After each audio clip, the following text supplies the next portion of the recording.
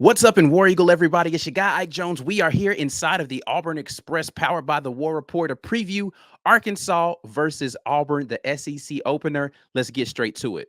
Look, this is going to be a matchup versus two teams that honestly are kind of middling right now. I mean, it's been uneven for both of the teams so far. Arkansas has been a tale of two halves for just about every game outside of Arkansas Pine Bluff, where they have completely destroyed them.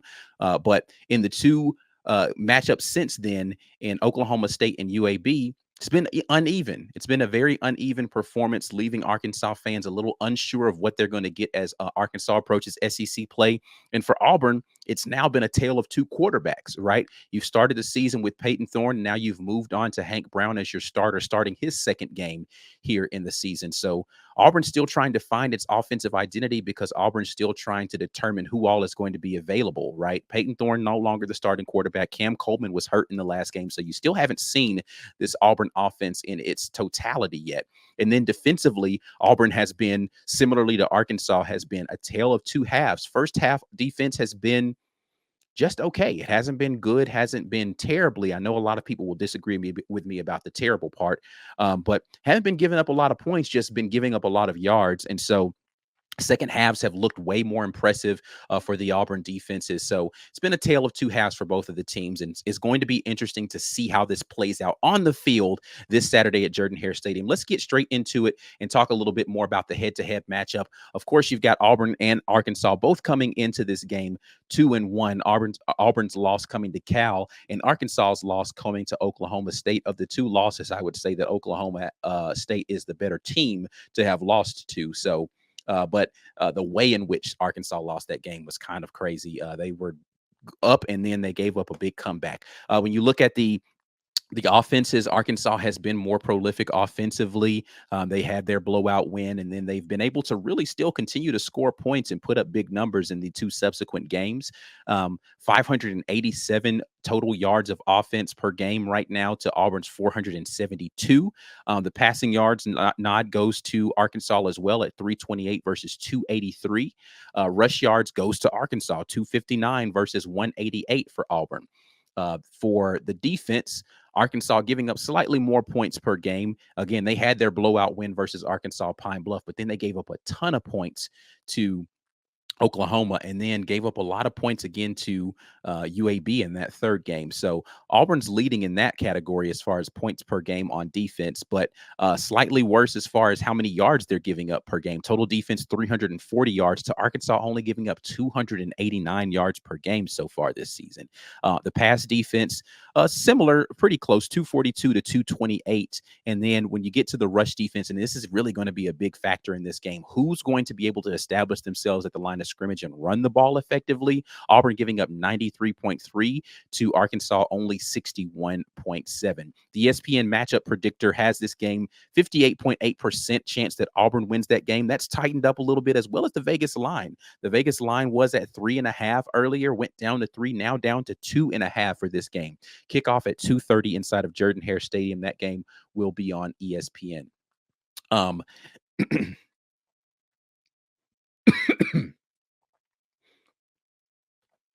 When you talk about these two teams, you're talking about some very dynamic athletes that are going to be out here on the field on display.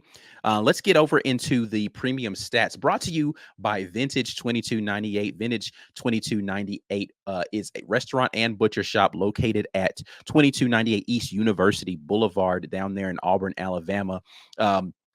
They are bringing you the premium stats for today. Passing yards, Auburn is currently led by Peyton Thorne. That's going to change considering Hank Brown's just getting his second start of the season. Peyton Thorne, of course, had that big game versus Alabama A&M to start the season off, but he is currently the passing yards leader for Auburn. The rush leader for Auburn, Jarquez Hunter, 273 total yards, averaging 7.6 yards per attempt. Keandre Lambert-Smith, the wide receiver, is now the leader in passing or receiving yards for Auburn at 182. Cam Coleman, of course, was out in that last game, but he was previously the leader going into that game versus New Mexico. Lambert Smith averaging 26 yards per completion per catch. Jaron Thompson's leading the team in tackles at 14 tackles, and Thompson has one interception, who's tied for the lead with Antonio Kite, who also got an interception in that last game. Jaron Thompson's coming in the more spectacular fashion, but they both equate to an interception each. Taylon Green, the quarterback for Arkansas has 806 total yards on the season so far, only passing at 56.4%. If you go and look at the statistics for Peyton Thorne as far as quality statistics are concerned and Taylon Green, you'll notice some eerily similar qualities to those two quarterbacks as far as what their completion percentages are and turnovers and all. They're very similar quarterbacks. Jaquindon Jackson is the leading rusher for Arkansas at 397 yards on the season, averaging 8.4 yards per attempt, which is crazy. Jackson is an absolute beast, a workhorse back, and the transfer coming over from Utah has done some very good things for this Arkansas offense. I expect that to be a focal point for the Auburn defense to try to shut him down. Andrew Armstrong, the wide receiver, is the big target there for Taylon Green, 301 yards so far on the season, averaging 16.7 yards per catch. Xavier Sori, the linebacker, is the leading tackler with 23 on the season, and Jaheim Singletary, the single interception there for Arkansas, leading the team in that regard. So again, both of these teams looking to try to find some identity as they enter into SEC play. And it's going to be an interesting proposition of how Auburn decides to defend this Arkansas offense. And when we get into what I consider to be the main three themes for this game, or the key matchups that I want to look at, it's going to be Bobby Petrino versus DJ Durkin. How is Petrino going to try to attack this Auburn defense? If you note, both of those were the coordinators for Texas A&M last year. So they have a lot of familiarity with each other as far as getting into meeting rooms and really having a lot of time during, preseason and camps to be able to figure what each other are doing, at least from a base standpoint.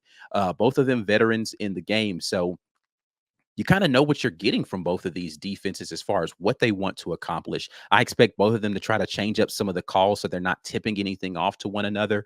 But the helmet communications are going to be this is where the helmet communications come into play for sure for this game. When you have two coordinators that are so familiar with one another, pre-snap, if Arkansas is not trying to go tempo, which they do tend to get into a little bit of a tempo once they get into a rhythm with Petrino and try to get to the line of scrimmage.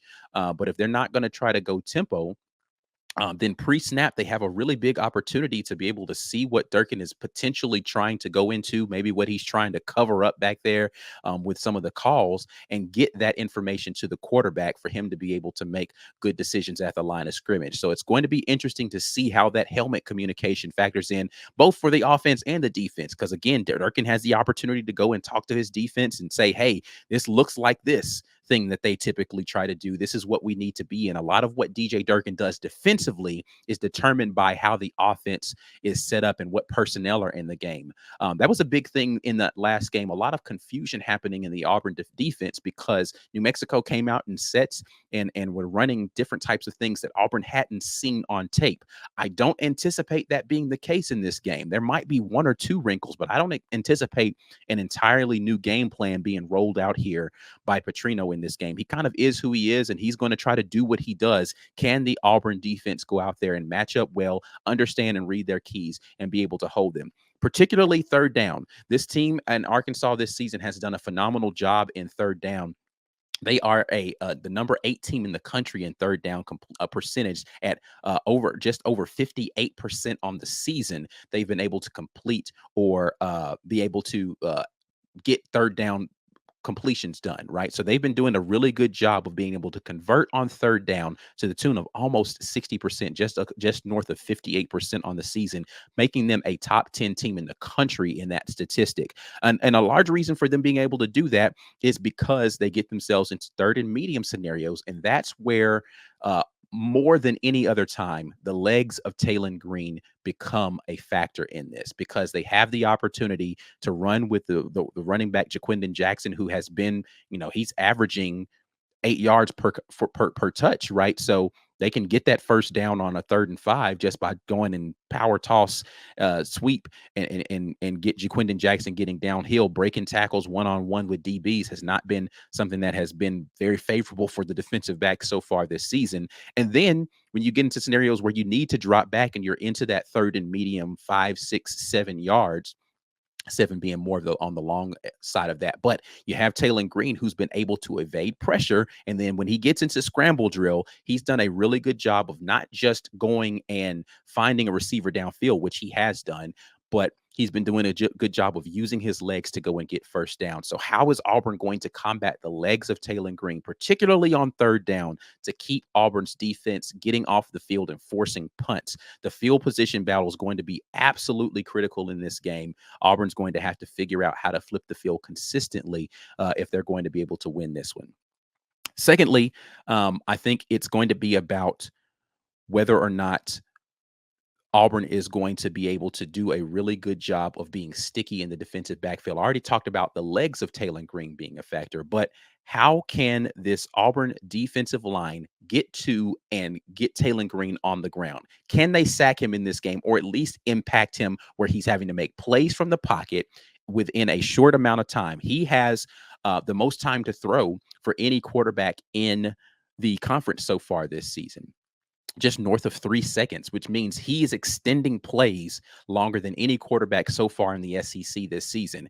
Can Auburn figure out how to either make him get the ball out of his hands quickly, or can they be sticky in their coverage to not allow him to find open receivers and make him have to throw the ball away? He hasn't been throwing the ball away very much this year, because when he gets outside the pocket, he's finding ways to create something, whether it's with his legs going and picking up yardage, or whether it's scrambling around and finding a receiver, because he's given more time for them to be able to do that. That's a big reason why Armstrong, the receiver for Arkansas, has the big numbers that he's had. He's been able to find openings in the defense while Taylor Green is out there making it difficult for defenders to tackle him, right? So going to be very crucial for Auburn to figure out how to marry that pass rushing coverage in this game, where their defenders aren't having to defend for too long, but you can defend for a couple of seconds and then give your time for your pass rush to get there. How often is Auburn going to blitz him? How often is Taylor Green going to be able to avoid getting the sack? You saw in that New Mexico game, you had a quarterback in Devin Dampier who was able to avoid pressure. And then when he started getting to the scramble grill, the eye discipline of the Auburn defensive backs weren't where they needed to be. They weren't being sticky in coverage, and you found coverage busts down the field. That can't be the case this game versus Arkansas. You got to figure out how to get them off the field on third down. And I think the last thing that's going to be a big key to this game for Auburn, or a big key to this game in general, is this pass game real with Hank Brown? Is Hank Brown going to be the quick decision maker that is going to be getting the ball out of his hands? And can he make sure that he's continuing to deliver the ball accurately and on time to these targets that are out there, these great weapons that you've surrounded this offense with? Can he be accurate and on time so that the Arkansas defense doesn't really have time to adjust? You know, I expect Arkansas really to get up and challenge these Auburn wide receivers in this game, and play a lot more press coverage and really be physical at the line of scrimmage to make them win off the line, number one. And I expect for T. Will to bring a lot of pressure and make sure that not Peyton Thorne, that Hank Brown can handle the pressure. He wasn't under a lot of duress. Now, he did make some throws while getting hit in this last game, but he wasn't under a tremendous amount of pressure in that last game. Though New Mexico brought a few blitzes in there, the Auburn offensive line was able to handle that effectively. How much different is that going to be in this game? Are they going to be more effective with their blitzes? And if they are effective, does Hank Brown have the answers for them? I expect this week that's been the vast majority of what they've been trying to do. Not a lot of figuring out new stuff that we're going to do. What works in our base offense? You heard Coach Hugh Freeze talk about this earlier in the week. We're not going to go out there with some elaborate game plan. Let's get a base of what we want to do and what are our answers to combat any changes that we need to make. How many answers can they give Hank Brown for what they expect to be thrown at them? And if they have to, at halftime, how well offensively do they adjust to say, hey, this is what they're starting to do? Now, I know people want to see first half adjustments. We've got the tablets down there. How are they going to get in there and adjust during the first half? That's going to be a big thing for Derek Nix, because Coach Hugh Freeze can't get in there and make those adjustments. He's got to pay attention to what's happening and make sure Derek Nix making adjustments, this offensive staff, Kent Austin figuring out how do we adjust on the fly is going to be big, but the halftime adjustments are going to be crucial. How different are they going to roll out in that second half? Because again, Just getting up against Arkansas early has not been the thing that I think. UAB had the early lead against Arkansas, and they were able to weather the storm and come back. Conversely, getting down to Arkansas has not proven to be a thing that's a death sentence. How well do you keep your composure if you're Hank Brown, if it's not going well early, to be able to make the pivot in the second half if necessary to bring home the victory? That's going to be a crucial thing in this game. Hopefully, we are able to see a good performance from Hank Brown, as we, the Auburn faithful, would love to be able to do that. All right, let's get over into our score predictions. But before we do, we got to get a quick word from our sponsor, which is JOYMODE. And when you're talking about good performance and being able to score, JOYMODE is going to be the one that you want to turn to. 20% off plus free shipping when you use code REPORT at tryjoymode.com. Let's call out the obvious. Everyone wants to head into the bedroom with confidence and feel like the best version of themselves. But the problem is sometimes our thoughts get in the way of our performance, or maybe we feel like we're just not reaching our full potential. But that's where our friends at JOYMODE come in. They imagine a supplement you can take, like your favorite greens packet, that gives you an extra dose of confidence and saves you the embarrassment and hassle of a traditional erection pill. Redefine intimacy and go to tryjoymode.com. And for 20% off, use code REPORT when you go there. That's 20% off plus free shipping with code REPORT at tryjoymode.com. Again, if you want to be able to score properly, JOYMODE's got you covered. Let's talk about score predictions for this Auburn versus Arkansas game, the SEC opener. And I talked about this a little bit on our Wednesday show. I'll reiterate that I think that the Auburn defense has been up to the task of keeping people out of the end zone. I'll actually alter my pick a little bit. I said 13 points for Arkansas, and I've reconsidered a little bit as the week has gone on, and I'm going to give Arkansas 17 points. I think 2 touchdowns and a field goal is what Arkansas is going to be able to come up with in this game. And I am going to give the Auburn offense 27. So I'm going to go 27-17. Auburn wins 10-point victory at home in the SEC opener. I think that Auburn's got what it takes to be able to get this done. Of course, I'm giving you the very optimistic side of this. What I didn't talk about in all of the things that I did was the turnovers in this game.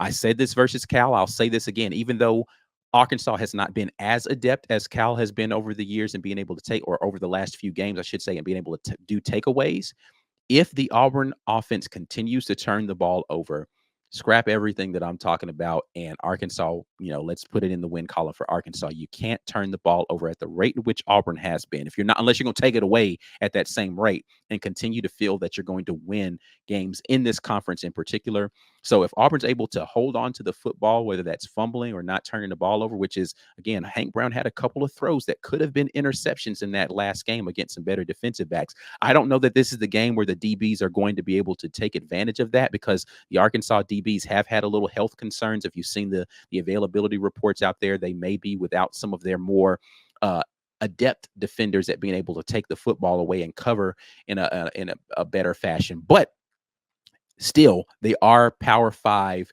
defensive backs, SEC defensive backs. You can't make the same mistakes as you do versus a New Mexico and expect to get away with it. Auburn needs to take care of the football. But if they do, give me 27-17 Auburn in this one. Now, it's time for you guys to give your predictions. I want to hear those right down in the comment section. Make sure you give me all of the reasonings why you feel like it's going to go the way that you want to. Feel free to book. I am completely on board with that. Or if you're an Arkansas fan down there in the comments, tell me why I'm completely wrong and delusional, all of the things that people like to say when they're giving predictions about the game. Looking forward to seeing a great matchup inside Jordan Hare. Tomorrow, of course, we're going to be doing our final preview on the channel. So come join us 30 minutes prior to kickoff. And then in the post game, make sure you're locked in. The post game reaction will be going live right here on the channel, giving you all of the thoughts after the game. But I'm out of here. Like the video before you get out of here. Subscribe to the channel if you haven't already. Share the content with somebody, and we'll be back at you next time. Until then, and as always, War Eagle.